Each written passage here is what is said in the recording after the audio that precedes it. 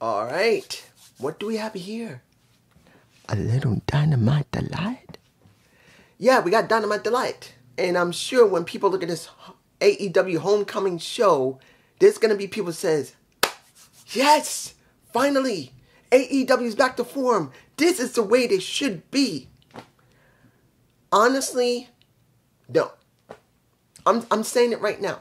I'm not saying the show is bad. No, I'm not. I'm not saying the show is bad.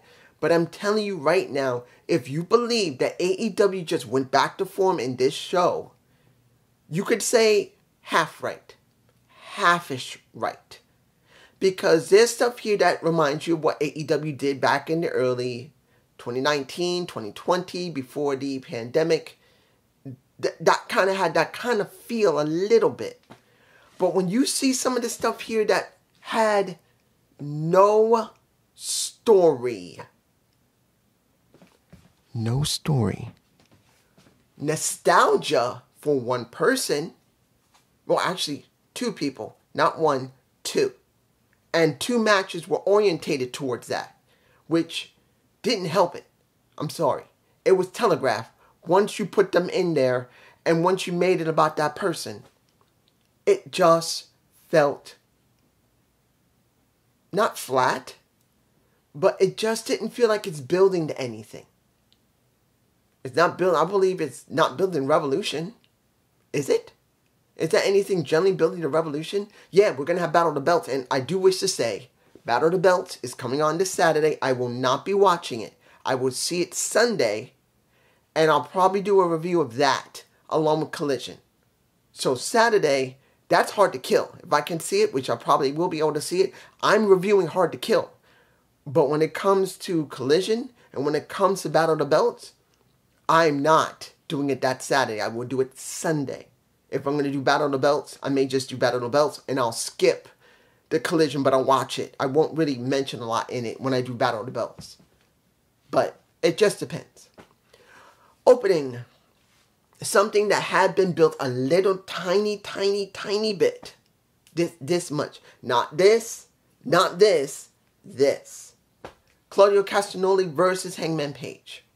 Now, most people are going to say, dude, what are you talking about? Hangman Page is being built up because of what happened later in the night. You could easily say that.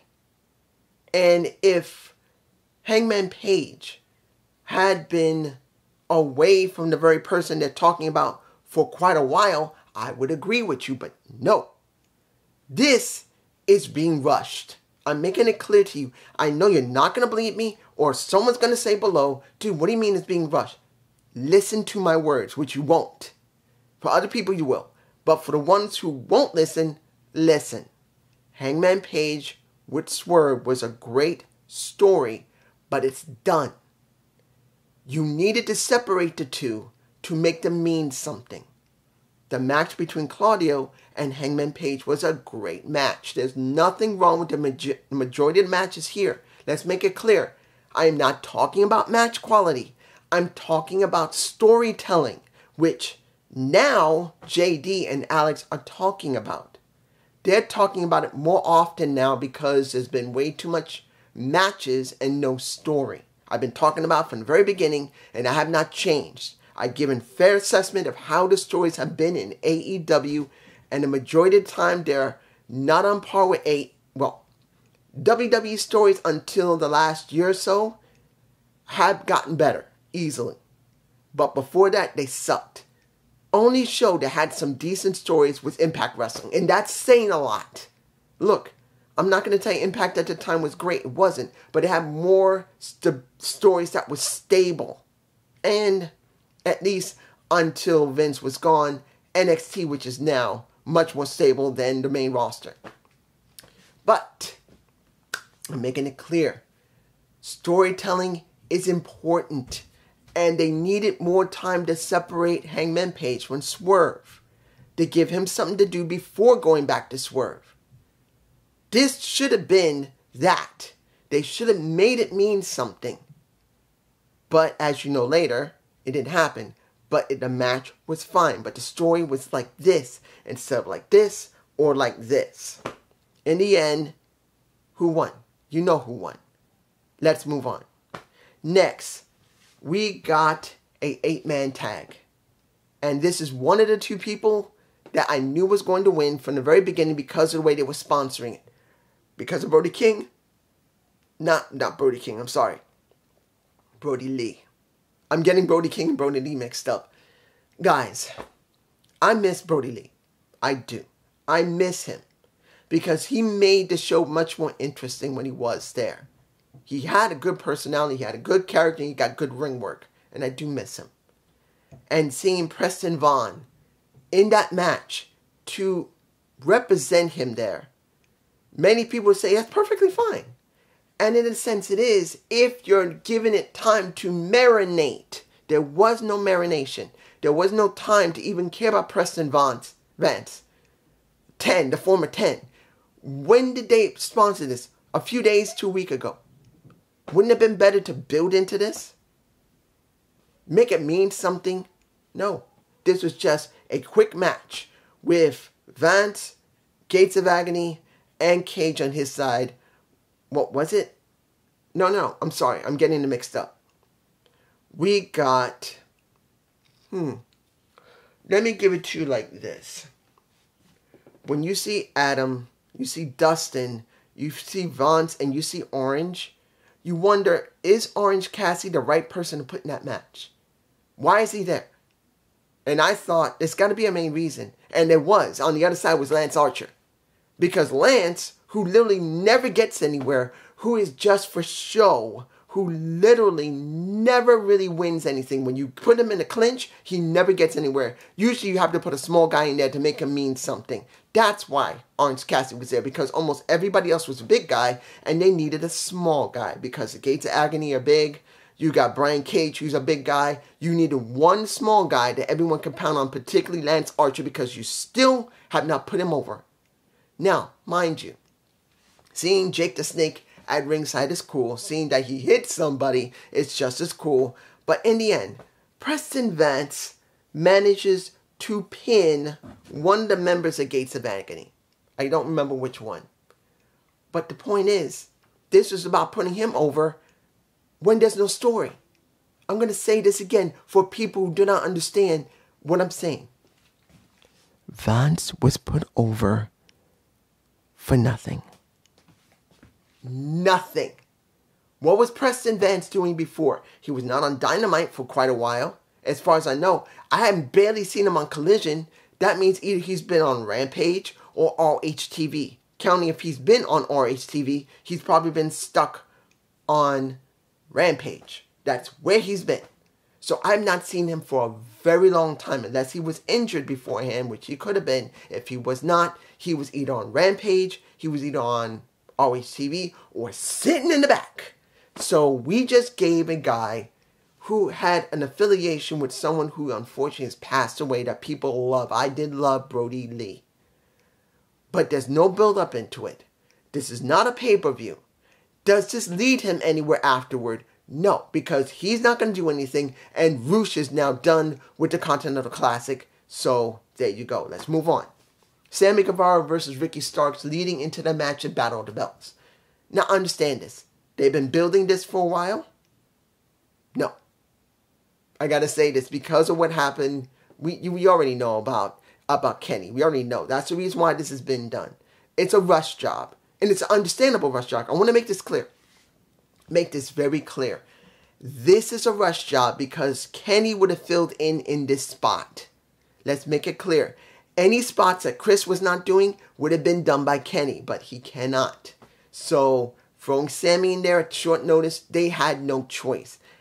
And I'm not saying it's bad, because they're doing the right thing. They are still letting the original, if this is original way they're booking it, they got to do it this way, even if it's so short notice. I would have liked to see them build into the next pay-per-view before making them do this damn match at Battle of the Belts. I'd rather see it at the pay-per-view. At least then, maybe you can do something with the match was fine. In the end, Sammy won. But wouldn't it have been nice to make sure Ricky Starks gets some more jobs in? In other words, someone jobs for him? Or Big Bill, where they don't have to interact with Chris Jericho or Sammy. Either one of them could have been doing tags or separate in singles. Wouldn't it have been nice to see something, a progression, a little bit more talking, a little bit more matches either individually where they don't have to go at each other or tagged with somebody, which would have given more to the tag division, which doesn't have it. I'm going to say it again. Where the hell is the tag division?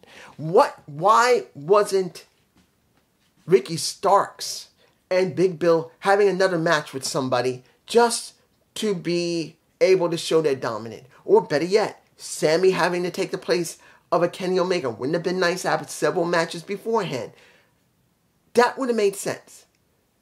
I understand if this is part of the booking, they got to do it this way. But you couldn't switch it around and leave this for the next pay-per-view. Give time for Sammy to build into this because you don't know whenever Kenny's going to be here. And it's got to mean something. No. It's not the match quality. It's the booking with the story. Let's move on. This is where I know I'm not going to be liked. And I know someone's going to say, you're wrong. And I'm not.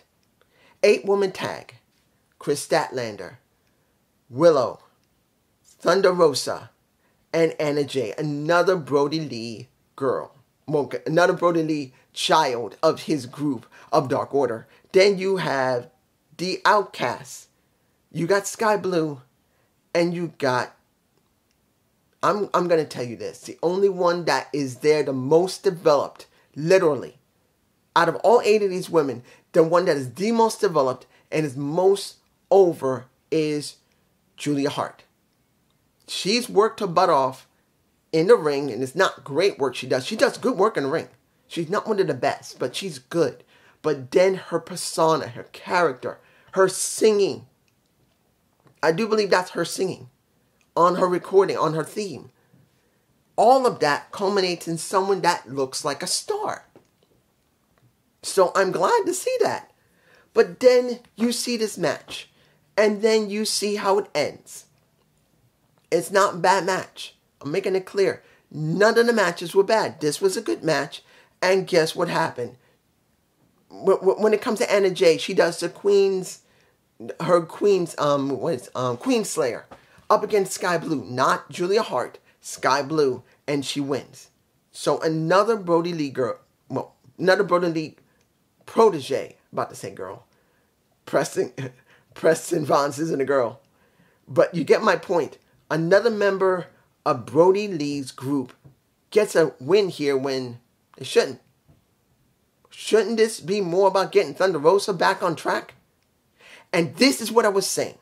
Before, when one person, I think 1 or 2 people said, dude, Thunder Rosa can't be there. Look at Chris Statlander. Look at Willow. Look at Sky Blue, Julia Hart. What did we just get here? We got an 8-woman tag that meant nothing. Nothing.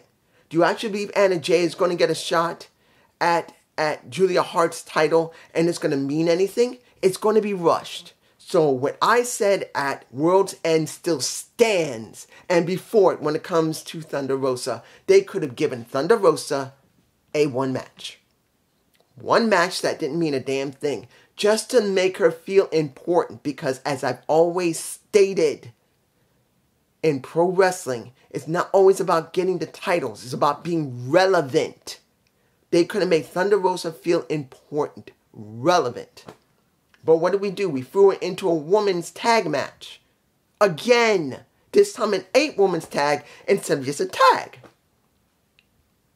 And if she's already been doing tag matches on what?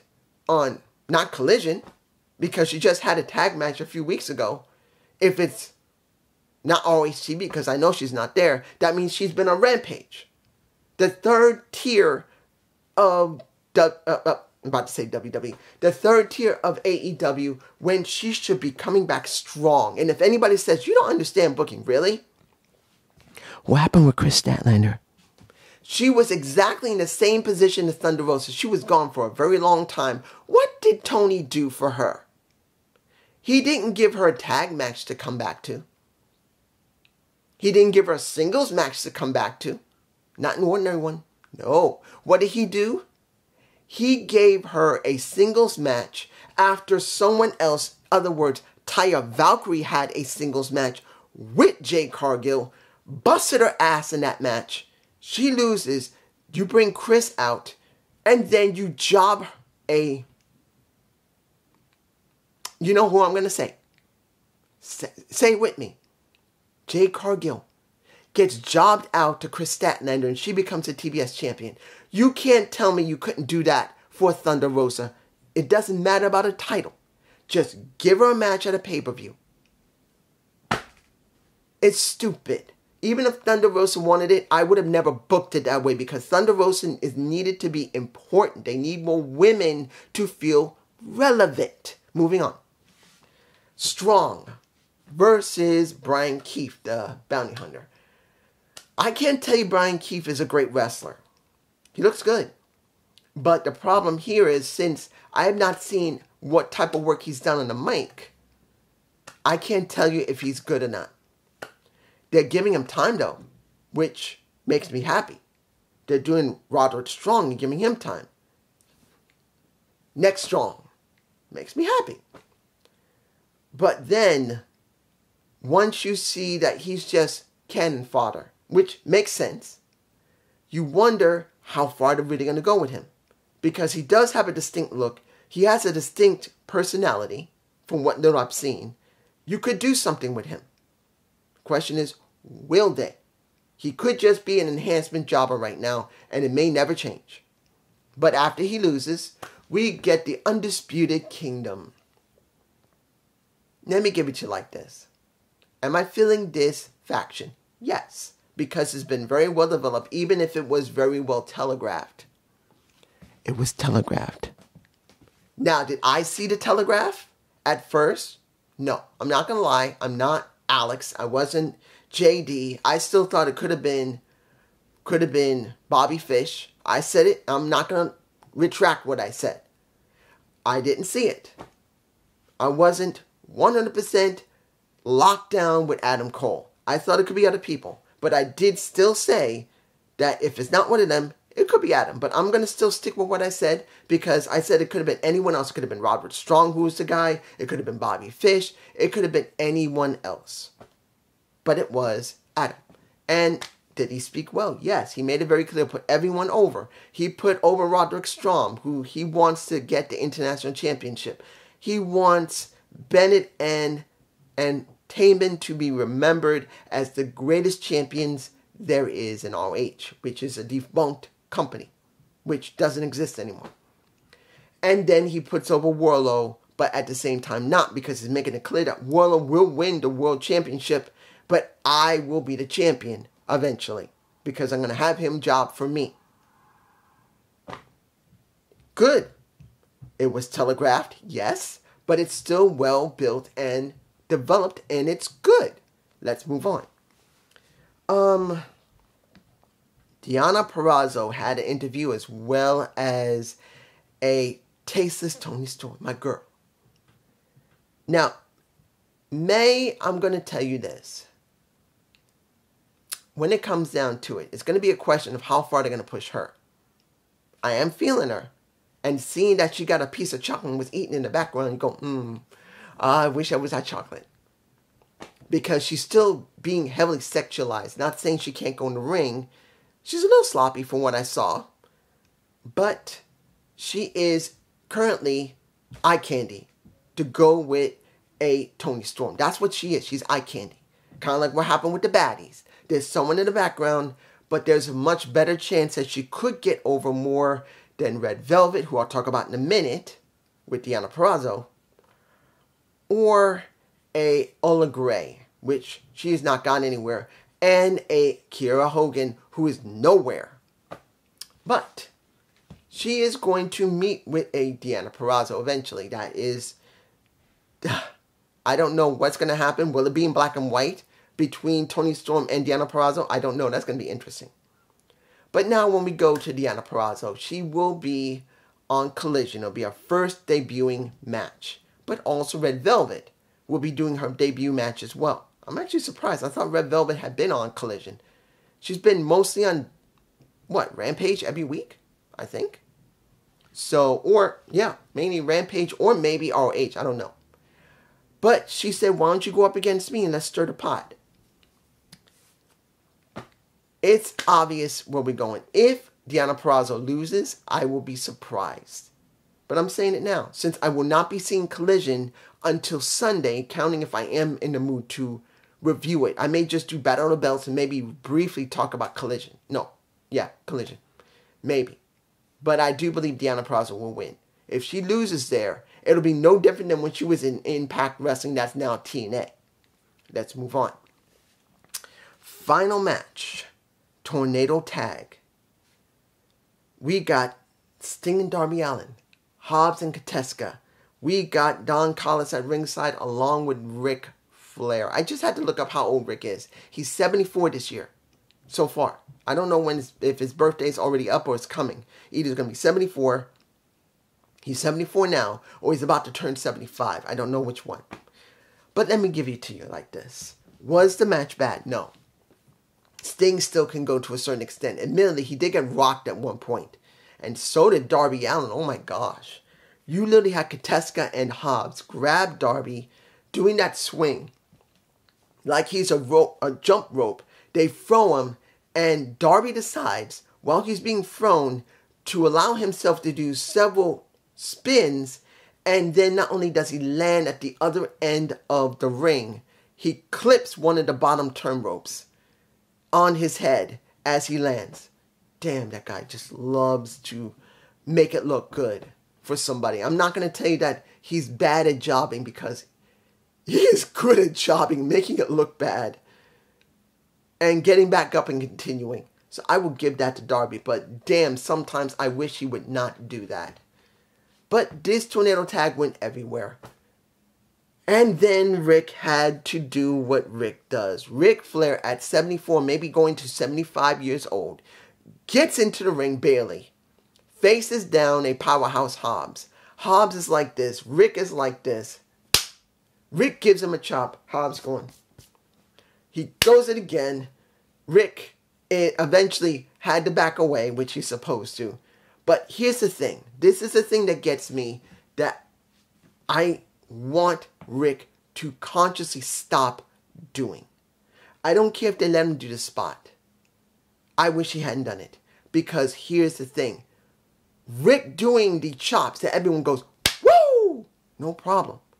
But Rick doing the chops, having to back away, and then not just having to get out of the ring, which is no problem, but having a problem getting out of the ring. Guys, if you did not notice Rick had a problem getting out of the damn ring. He was struggling to get his leg over the second turn rope. Not the first. The second. Not the third. The second. He could barely get out of the damn ring. He was having problems getting out. And he was wearing not tight pants. He was wearing loose pants. And he was having problems getting out. It shows how far Rick's body has reached the point where he cannot do the stuff he wants. Now, if he's in his tighty whities like he was before, he'd probably have an easier time to do it. But in pants, at near 75, trying to get into the ring, he's not like Mike Jackson. I believe his name is Mike Jackson. Action Jackson. Action Jackson. He was in Impact Wrestling when he did the Impact Provincial Wrestling Federation, which I do not know if they're going back to. They may. I don't know. But still, Action Jackson. Mike Jackson. I believe his name is Mike, I think. Works way better in the ring than Rick is, and he's over 70. He's about on par with Rick's age, or maybe older. He's in his late 70s, and he was still in the ring. So I don't want to see Rick anymore. But they went through the entire arena to a certain extent. They went in the back. They went amongst the fans. Darby decides to do a coffin drop from one of the top of the bleachers that was up on the stage. No problem. But this is where I got nervous. We see Rick with Hobbs at the edge of the stage. There are two tables set up. But I think they miscalculated how far near the table they had to be, because whoever set up the tables set them up against the wall of the stage instead of setting them back just a little bit. It was here, as far as I know. And they flew because Sting did not a coffin, but he did a Scorpion Death Drop with Hobbs. Instead of there being enough space between the wall and where they should have set up, it overshot a little bit. The first table was overshot. They had the second table. They landed on the second table, and Hobbs' neck rolled right into his chest, and he did literally a roll up. And Sting, who was already stunned by one of the moves they did during the match, looked a little stunned even more after doing the death drop on the second table that was near the edge. And he managed to pin him. And we're done with that. And once Sting recovered enough to get up and get into the ring with Tony Schiavone, who was asking him, so what are you going to do at Revolution? We get the Bucks coming out. So, as has been rumored, the Young Bucks may be having a match against Sting and Darby Allin. I was worried it was going to be Sting and Ric Flair, and I don't want to see that. I don't want to see another match between Ric and anyone else. So I got nervous. He was looking at Ric like, who am I going to be dealing with? He looks at Ric and I'm going like, please, no, please. And then the Bucks come out. I'm fine with that. That's what I want. So what do we got here? We got a match. Well, we got matches. A little taste of the past, but not complete. I don't know what I'm going to call this video. It may be, what? I don't even know what to call it. I don't know what I'm going to call this. Maybe I'll say, literally, I don't know what to call this. But I do know the matches were fine. The storytelling is the issue. For me, storytelling is still an issue. And even though many people will see that this might look like old Dynamite from the beginning, look at all these matches. Wasn't really all the same thing like in 2009 where we were having tag matches all the time and 6-man tags and 8-man tags. No. This is not the same. It is not. No matter how much you want to say it is, it isn't. But it's just me. Peace.